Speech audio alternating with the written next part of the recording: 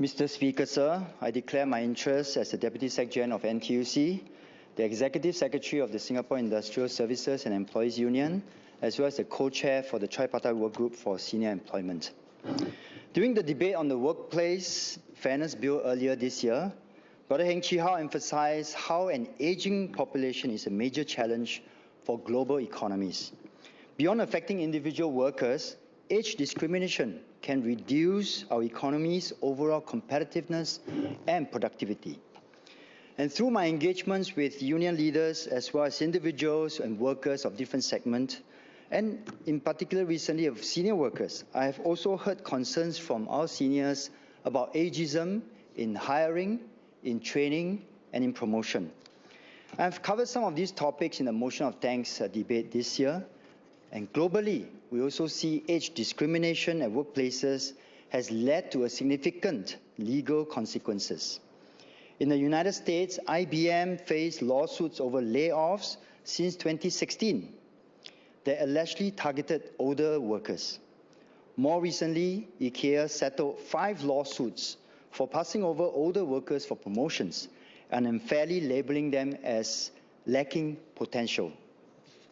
These cases show how age discrimination, if unaddressed, can lead to costly legal battles and a fractured workplace culture. This is why the Workplace Fairness Act is an important step that prohibits workplace discrimination based on protected characteristics, including age.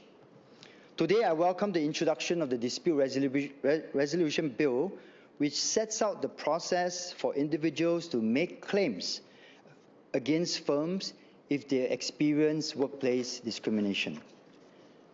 These are timely measures as Singapore is expected to become a super-aged society in 2026. For senior workers, discrimination often compounds existing anxieties, including the job security, re-employment, or their skills relevance. It is therefore vital to provide a trusted and accessible avenue for redress, giving them confidence and dignity at work. Therefore, I want to thank the government for working closely with the tripartite partners to design the dispute resolution process that ensures that workers, including our senior workers, have a fair, accessible, and effective pathway to their WFA claims. Mr. Speaker, sir, beyond formal mediation and tribunals, NTUC and our unions play a critical role in supporting our members to obtain fair and early resolution for workplace disputes. As the ES of CCU, I see our union leaders and our industrial relations officers working tirelessly to support our members. Last year, CCU handled over 100 individual grievances, including PMEs and members from non-unionized firms. Most were resolved amicably at the union level through mediation. Let me share an example. CCU supported a wrongful dismissal case involving a PME in his mid-40s, terminated with 1 month's notice despite a satisfactory performance and without clear explanation. Through union mediation, he secured approximately $55,000 in compensation, more than if he had escalated to the ECT. Age discrimination in the workplace is often subtle and difficult to detect, as it can take the form of indirect practices. On the ground, it is not uncommon to hear that when companies downsize, older workers are often the first to let go. CCU highlighted a case where a company asked employees nearing retirement age to resign voluntarily or risk losing medical benefits, only to replace them with new, younger workers. With union intervention, the company eventually recognized the violation and took corrective actions. And while this may have stemmed from a new management unfamiliar with local norms, it underscores how similar cases and practices could be adopted elsewhere, whether they're intentional or otherwise. As Mr. Lee Kuan Yew puts it, and I quote, "Self-respect is what our trade unions have and will give to our workers. That protection for a man's right to his own dignity," unquote. This bill puts that principle into action. Senior workers now have stronger legal protection against disguised bias, where NTUC and our unions can better represent workers in resolving disputes and restoring this important dignity. Now, before any dispute escalates to the ECT, NTUC also provides accessible support for our members. Our LawWorks Legal Clinic, through our partnership with Pro Bono SG and their network of volunteer lawyers, offers complimentary basic legal advice to members, including for employment and workplace-related matters. And I know that Ms. Member Hertingrue mentioned that the website of Pro Bono SG did not indicate that. We will check on the website, but in practice, on the ground, we see majority of cases coming to the LawWorks are personal, workplace, and employment-related cases. And we will similarly extend this support and this legal claim to provide advice to members for discrimination cases under the Workplace Fairness Act as well. For members in the unionized company, they can, in addition to the legal clinic, continue to rely on our industrial relations officers who are well-versed with the Industrial Relations Act and in workplace matters, and equipped to represent our workers to the best of ability. I also want to respond to Member Sean Lowe's question whether NTUC will support non-members of NTUC to join NTUC in order to obtain support from us. My response is that all workers should join NTUC today and not wait until they need support from us, because we are here to support every worker, and every worker is important to us.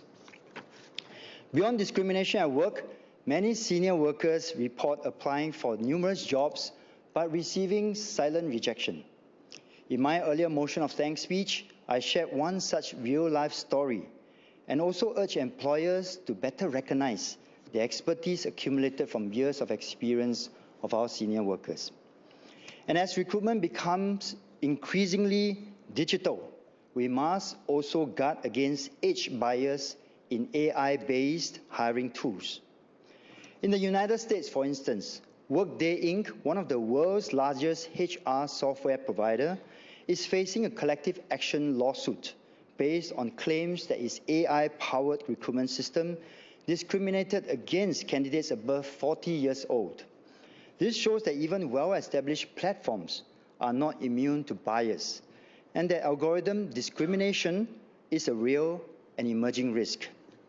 So NTUC asks for stronger guidance and governance standards for AI-powered HR systems to ensure that technology promotes fairness, not perpetuate hidden discrimination. This includes working with tripartite partners to develop fair hiring standards for the use of AI and to equip our HR practitioners with the right skills and tools to detect and mitigate algorithmic bias.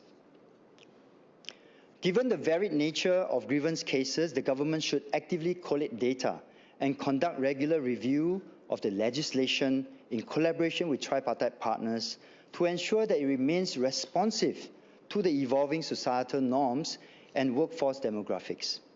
And one suggestion I want to offer here is to review the ECT limit for all other workforce or workplace claims. Given the advantages of the ECT in granting more workers, including our PMEs, access to justice, we ask that the Ministry do consider expanding the ECT claims limit for other workplace claims beyond workplace discrimination, including salary dispute and unfair dismissal. This is especially if the expanded ECT for Workplace Fairness Act claims works well going forward. Mr. Speaker, I will now speak in Mandarin, please. 议长先生，职场公平法令对维护年长员工的权益和尊严至关重要。新加坡将在2026年进入超老龄化社会，而我们的年长员工往往面对工作障碍、保障、再就业、提高他们的技能方面等等，会感到有一些压力和不安。这项法令将确保年长员工有一个申诉途径，帮助他们在工作中从事尊严和信心。职种公平法令以及职种公平纠纷解决法案，通过由法官主导的雇用纠纷所长庭，就是 ECT， 以调解为先的做法，以及无高昂法律费用的净土，确保包括年长公员和所有的雇员能够得到公平、有效和便捷的方式处理职场公平所相关的索赔。在此，我要感谢人力部和劳资政三方伙伴对维持职场公平，特别是对我们的年长员工的关注。正所谓长者如玉，国之贵宝。在这个数码时代，我们必须持续的支持我们年长者在工作和社交的环境中保持积极的参与，让他们能够有尊严、有信心的安享晚年。In closing, Mr. Speaker, this bill gives senior workers stronger protection, along with better access to union representation through the expanded claims framework. This is a significant step forward in ensuring fair treatment. Beyond legal protections, we must build workplace cultures that respect and empower workers of all ages, where experience is seen as an asset, not a liability. This is a key priority of tripartite partners under the Tripartite Work Group for Senior Employment, which I co-chair. Mr. Speaker, I support the bill.